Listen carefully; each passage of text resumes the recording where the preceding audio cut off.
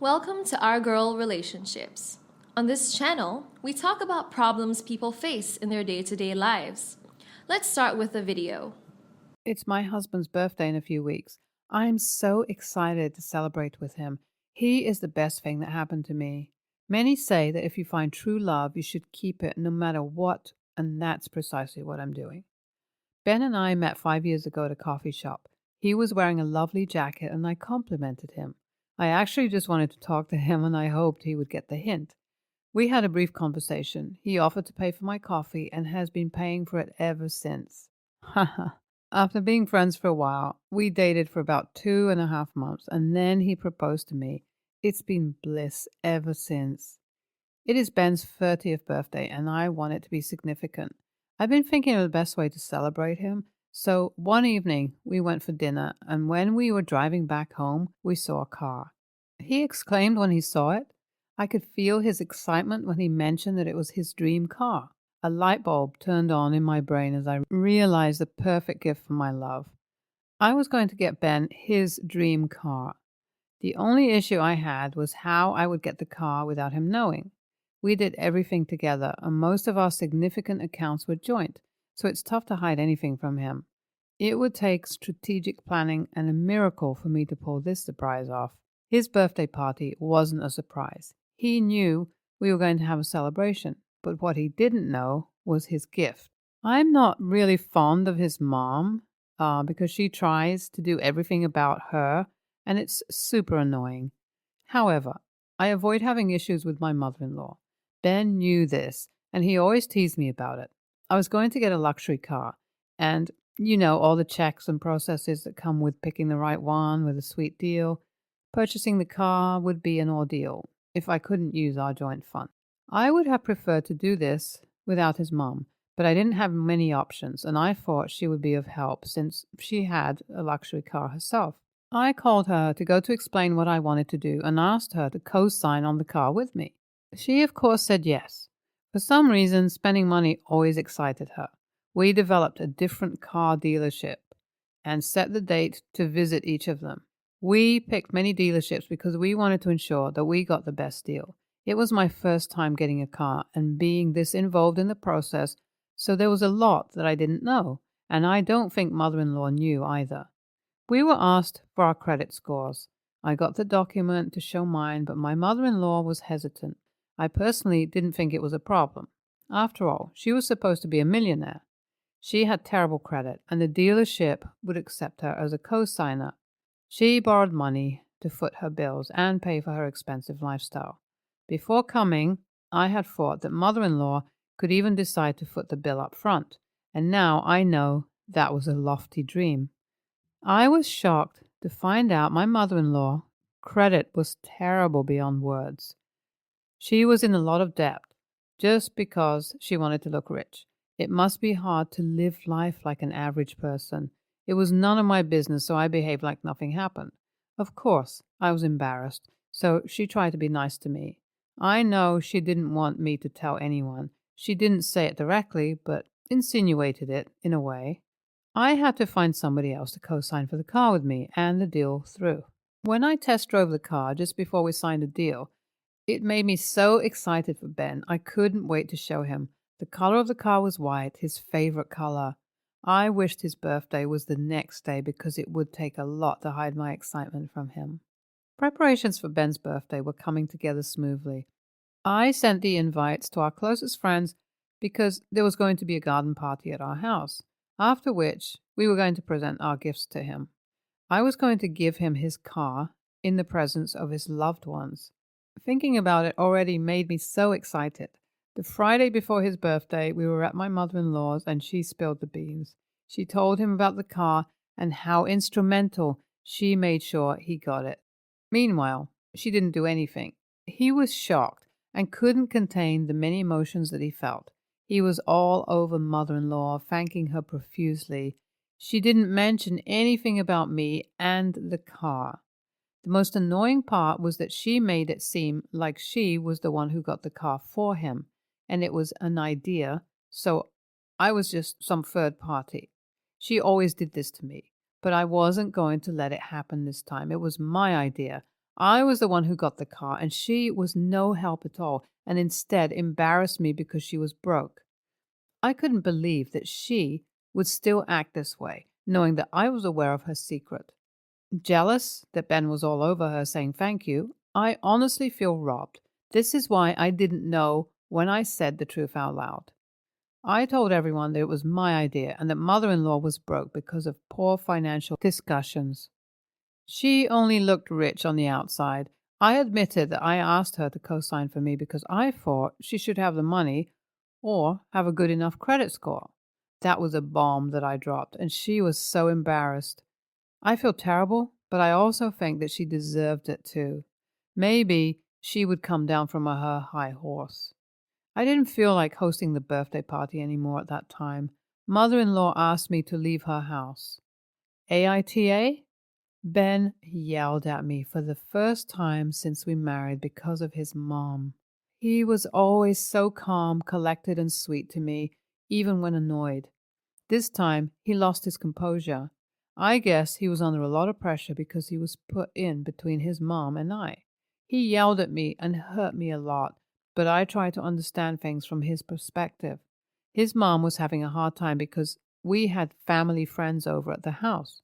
Ben asked me why I couldn't have just let it go and behaved as if she did it. I feel like this one mistake shouldn't have made him angry or warranted the way he treated me. My husband would still come back to me. I knew that he didn't want to pick fights, so a few minutes after, he came back to apologize. That I was hurt and I was shocked that he responded in the way that he did. He apologized to me for yelling and said that he was under a lot of pressure from his mom and he just needed to vent, and he put it out on me instead of dealing with it. By this time, his birthday was in 2 days, so I asked him if I should cancel, and he said no, because you knew how much work and effort was put into planning. I hope there's a new scene on that day. Ben's birthday party was today. He loves his car. Seeing his reaction was the best part for me. His eyes lit up when he saw the car, and how excited he was made me forget all the troubles I went through to get it. Mother-in-law came for his birthday party, and I can understand why. Decided that I was going to apologize after my guests were gone. We had a fun time with family and friends. The party was over at around 9 p.m., so I drove to my mother-in-law's house with Ben. When we arrived, she hugged and was all lovey-dovey with him, but totally ignored me. Yikes, I guess I deserved that. Apologized to her, she didn't hear me, but when Ben came into the conversation, he helped us go through our differences. Set the day that I leaked her secret Ben-Hur, I'm trying to see what he could do to help. At least something good came out of it. YTA, you were out of line. You promised that you would keep mother-in-law secret, and then you didn't. It's not like she acted differently from how she had always acted towards you. NTA, she could have behaved herself, knowing she had a secret to hide. I hate it when people try to make everything about them. What is it with rich people trying to maintain their status and lifestyle at all costs to the point where they get deep in debt? If only they knew that nobody really cares. Next story. My mom died unexpectedly a few months ago. She named my sister, myself, and my 4 children, aged 21, 19, 12, and 7, as beneficiaries with her life insurance and left my nephew, age 2, out. We don't know why she didn't include him. We assume she hadn't got around to it, probably her untreated ADHD. My mom and I lived in the same state, and my sister doesn't. The chore of cleaning out my mom's rental and all of the hands-on work fell to me and my kids. Even the little ones pitched in for days. We had to pay rent for the month my mom died. She passed a few days into the month and hadn't paid rent. We paid for her cremation and to get rid of all her stuff. From the moment I realized that my nephew wasn't a named beneficiary on the life insurance, and my kids were, I offered to take half of whatever my kids were getting out of my own share and send for my nephew. My kids each were allotted 2.5% of the total claim, and we'll each get $5,400. My sister and I get 45% or $97,000. Initially, she told me not to worry about it, but she and I both just got our checks today, and she brought it up. Today, she asked me if I still intended to send my nephew money, and I told her sure. She wants my kids to pool their money and then divide the total 5 ways to split it equally. The problem is that my adult children never agreed to this, and legally I can't even touch my minor children's money. Our state will put it into a trust until they're 18. I can't touch it. I reminded my sister that I'd offered to send her $2,700 for my nephew, so if she pitches in the same amount, it's fair. All 5 kids get the same amount. She really made me feel guilty, pointing out how my nephew didn't get as much time with my mom and doesn't get all the birthdays and such my kids get with my mom. It breaks my heart, but I can't figure out how taking money from my kids makes this better. Between my mom's retirement account and the life insurance my sister and I each inherited, almost $300,000, so to me, cutting him in from our shares feels like it's fair. We can make sure each kid gets the same amount. To complicate things, my kids only have my parents, and my sister is in a much better place financially than we are.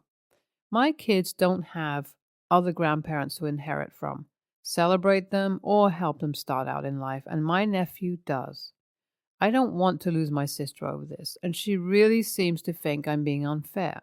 AITA? Well, she's threatening to sue me now.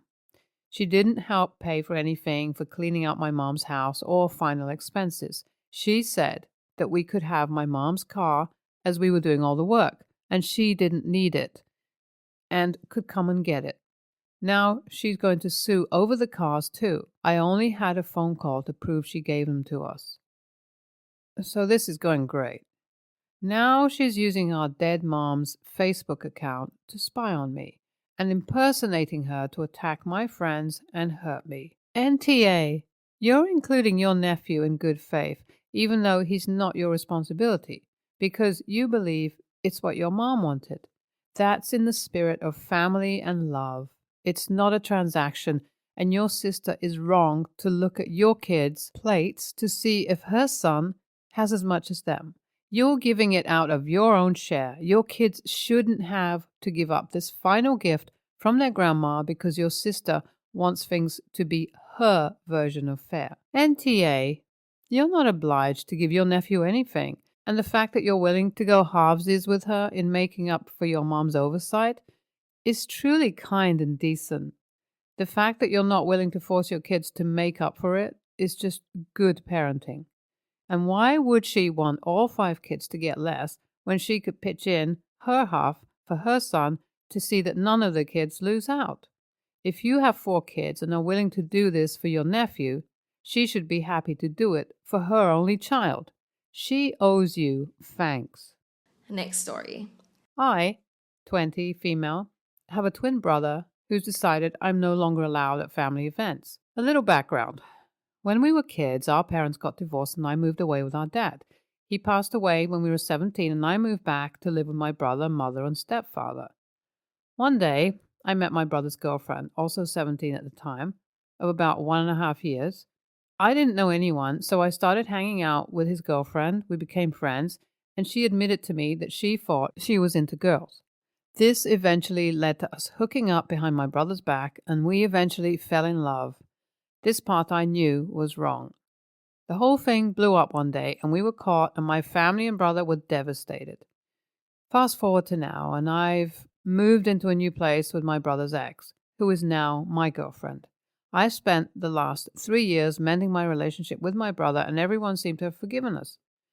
But now that my brother has been seeing his new girlfriend for a while and started bringing her to family events, my girlfriend and I haven't been invited to any. When I confronted my brother about it, he told me it was because he doesn't want me to take another girl from him.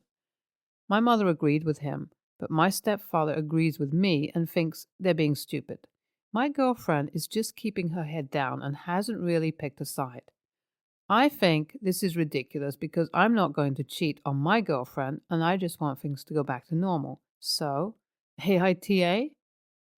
I spoke to my brother, and he feels like he didn't 100% forgive me when he told me he did, and that it'll take more time. We've both decided that I'll give him space and take a step back from the family in general. Thank you all for your insight on the matter. It's really helped me a lot. After reading some comments, I want to clear some things up. Number one, my brother's a good person, and his relationship with his ex was really good. Their breakup obviously had nothing to do with how he acted. Number two, my parents got divorced when my brother and I were about 5 to 6, and my dad moved to another state to be around his family, which is just his parents since he's an only child, and he took me with him. Number three, my brother and I talked on the phone and through text a lot when I was with my father. We only saw each other at Christmas and our birthday for the most part. Number four, I knew I was into girls when I was 13, which my dad's parents didn't like and was the reason they sent me back to live with my brother and mother when my dad passed. Number five, I don't plan on breaking up with my girlfriend, but we both acknowledge that we're going to have to wait for my brother to be okay with us being together, even if that never happens. YTA, you can't give him a timeline of when to get over this. He hadn't met this girl for coffee once. He was dating her for a year and a half. For all you know, in his head, he had planned their wedding, children, and future together. Just because you want things to be better doesn't mean he is ready. How would you feel if the situation were reversed? Don't just blow it off. Really think about your answer. How would you feel? YTA, your brother probably thought it was ridiculous the first time and that there'd be no way his own twin would try to bang his girlfriend. And yet here we are, and you are shocked by Pikachu that your actions actually had some minor consequences. You cheated with your twin brother's girlfriend. There is no possibility of you not being the AH under these circumstances. That he even forgave you a small bit is a huge ask victory. Take it and be happy with it. You're an a-hole for even asking if you're an a-hole. Your brother is being generous in acknowledging you or your girlfriend exist, let alone inviting them to events. If they had broken up first, it would have been awkward, but your brother would be the a-hole if he didn't get over it in time. But that didn't happen from your post.